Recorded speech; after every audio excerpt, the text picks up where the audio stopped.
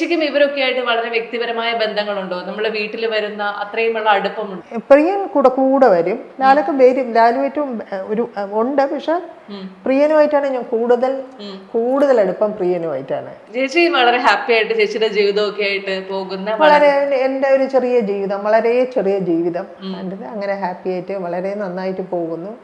ഇങ്ങനെ ഇപ്പൊ വീണയുടെ ഈ ഇന്റർവ്യൂ കഴിഞ്ഞ് വരുമ്പോ തന്നെ ഇതിന്റെ അടിയിൽ ഒരുപാട് കമന്റ്സ് ഒക്കെ വരും.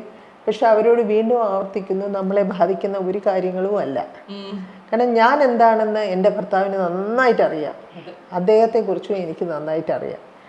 അദ്ദേഹം പാടുന്ന മോശമാണെന്ന് പറഞ്ഞാലും അല്ലെങ്കിൽ ഞങ്ങളുടെ ജീവിതം മോശമാണെന്ന് പറഞ്ഞാലും ഡസന്റ് മാറ്റർ, ഞങ്ങൾ ഇങ്ങനെ തന്നെ ജീവിച്ചു കഴിക്കും. അല്ല ചേച്ചി ഇങ്ങനെ എല്ലാ കാലത്തും ഒരു ഫാഷൻ അനുസരിച്ച് നീങ്ങുന്ന ഒരാളാണ്. അതായത് ഒരു 50 വയസ്സ് കഴിഞ്ഞ ഒരാള് ഒരു ടാറ്റു ചെയ്യുമോ എന്ന് ചോദിച്ചു കഴിഞ്ഞാല് മലയാളികളുടെ ഇടയിൽ എത്ര പേര് അത് ചെയ്യുമെന്ന് എനിക്ക് സംശയം. എല്ലാവരും ചെയ്യും.